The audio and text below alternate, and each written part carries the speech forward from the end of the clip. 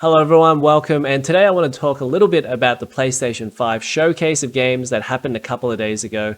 And I meant to do a live stream shortly after the Sony stream ended, but I just got a little bit busy at the time, so we're going to have to make do with this 10-minute video. But really all I want to do is get some of your comments and feedback on the Sony showcase itself. Did you think they showed off enough games? What did you think of the Sony games like Wolverine, Gran Turismo 7, Spiderman 2, God of War Ragnarok? Let me know below your thoughts and comments on the showcase itself. Now, specifically for me, I want to answer the question, am I going to buy a PS5 based off the games that they showed off? And so we're going to answer that a little bit later. Now, in this video, all I really want to do is do a really quick summary of all of the games that they talked about. I'm not going to go into details on all of them, but it will give you a nice summary of if you haven't actually watched the showcase yet, what was actually in the showcase. And then you can go and check those games individually yourself if you think they interest you. So the first game they showed off was KOTOR, which is Knights of the Old Republic, and I think that's really interesting because this used to be an old Xbox exclusive. I don't think it came out on PS2, so correct me if I'm wrong, but it might have been on PC or remastered at some stage, but this was an Xbox and PC game at the time, and now it's come across to PlayStation 5. Obviously, this is going to be completely remade with new graphics and everything. So I think this is pretty exciting, and I think the Star Wars universe has grown quite a lot since then, and I think a lot of people are going to be excited to play an older game that they might not have played before.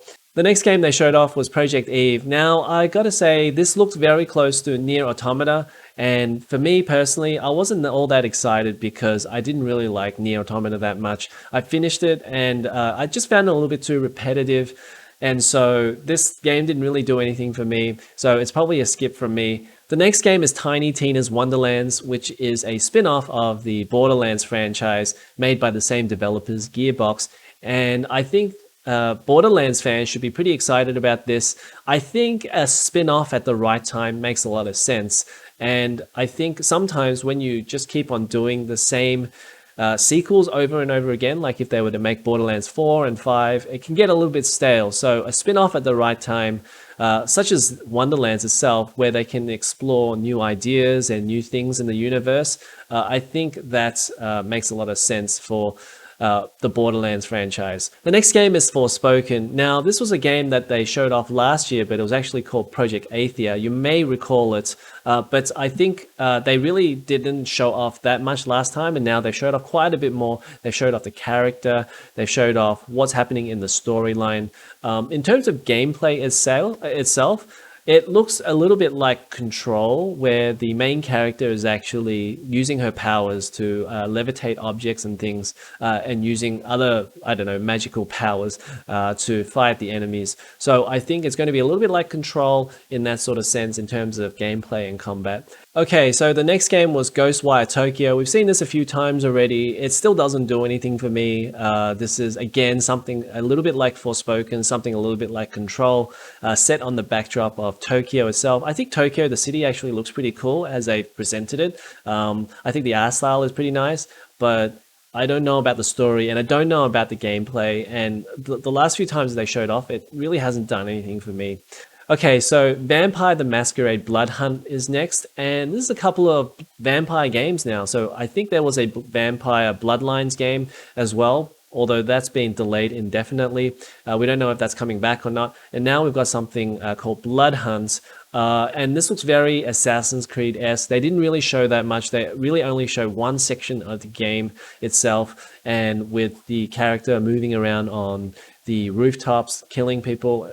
So I think yeah, we haven't really seen anything other than the fact that this is going to be like an Assassin's Creed style of game. Next, we have Deathloop, and I think this is a game that looks pretty cool now. I love the concept of it, having to explore this island and trying to work out how to stop this time loop or death loop thing.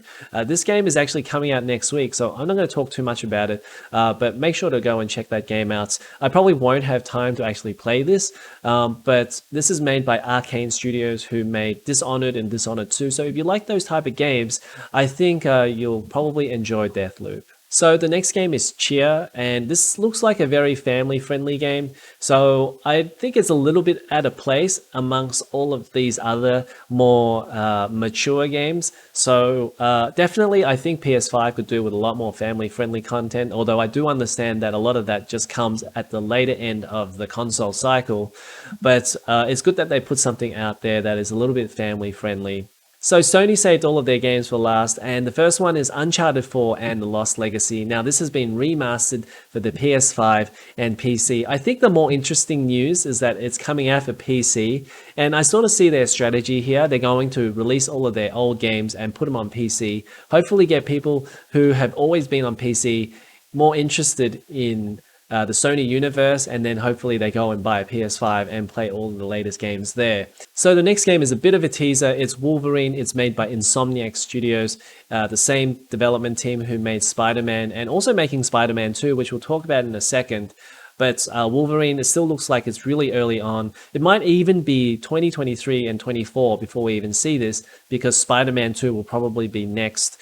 But with Wolverine, I kind of see why they're going for another character in the Marvel universe. They want more single player games on the PlayStation 5, and so I think that fits a little bit better than, say, if they went after the Avengers. Okay, so we finally come to a game that I actually want to get a PlayStation 5 for, and this is Gran Turismo 7. Now, I have all of the Gran Turismo games. I don't have one.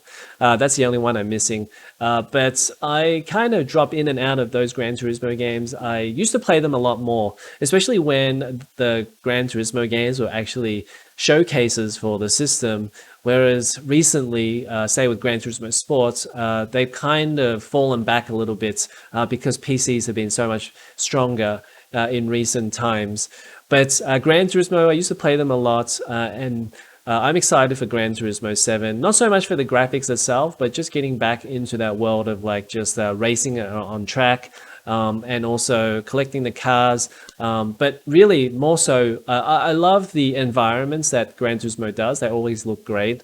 But collecting those cars was a bit of a nightmare, which I didn't really enjoy that much. Now, at the end of the show, they had a little bit of a question and answer segment, and they had Herman Holst on, who was the head of PlayStation Studios. He mentioned that Gran Turismo 7 will actually be coming out in March 2022. So the next game they showed was Spider-Man 2, and this is also made by Insomniac Studios. Now, I've got to say, Insomniac are pretty prolific. They were able to put out Miles Morales last year at launch, or pretty much at launch, and then they also put out Ratchet and Clank this year as well. So they're heading towards like one game per year if they can put out Spider-Man 2 and Wolverine in the next couple of years. And I think Spider-Man 2, from the looks of it, it looks like it's probably going to be next year. And then Wolverine will be the year after that. In terms of the trailer anyway, they didn't show that much off of Spider-Man 2, just who was in it. So they had Spider-Man and Miles Morales, and they also had Venom. So the last game they showed was God of War Ragnarok, and I think they saved it till last because it's the first time we saw gameplay footage. I think the game looks pretty good, although I will say that it looks pretty similar to the first God of War, but mainly that's probably because they're going for the same artistic style between the two games. So things just happen to look the same or look very similar. Whereas, say, Horizon Forbidden West, they really went for a different style with Horizon Forbidden West versus the first game. So I guess with that, for me personally, I played God of War on PS4. I wasn't that excited about it. I like the older games more. God of War for the PS2 was one of my favorite games on the PS2. It might even be a top 3 game. But God of War PS4, it kind of lost that comic book sort of style from the earlier PS2 games. So it didn't really work for me there. It was a little bit more serious. So that's it for the showcase. So quickly, I just want to answer the question that I had in the intro, which was, am I going to buy a PS5 based off the games that they showed off? And really, the only game that interests me from this list of games, like I think they're all good games, but really the one that would make me buy a PS5 would be Gran Turismo 7. But as always with a console, for me, I have a little bit of a rule, which is I need 10 games on a system before I actually go and get the system itself. And that way it stops me from getting a console and then just having 3 or 4 games on it. So for me, those games right now, they stand at 3. It's Judgment, Lost Judgment, and Gran Turismo 7 because I'm a big Yakuza fan. And the thing is, like, it's always been that kind of way for Sony since the PS3. Like PS3, I was also playing Yakuza and Gran Turismo games, and also Uncharted. On the PS4, it was the same, and now it seems like PS5 is the same. I do feel like it's getting a bit stagnant in terms of the type of games that they're making, at least for me or my taste, which is more lighthearted games. Like Uncharted, I like it because it's a little bit lighthearted, and God of War back in the PS2 days was a little bit more comic booky rather than the more serious tone that they're going for now. And also with things like The Last of Us is a bit more serious as well. But that could be because they feel like the PlayStation fans, maybe they're growing up a little bit and maybe that's what they like. I don't know. But for me personally, there's still not enough games on the PS5 for me to want to get one. They really have to be exclusives because otherwise I would just play them on PC. Okay, so if you like this video, make sure to hit the like button and subscribe to this channel for more videos like this, and I'll see you guys in the next one.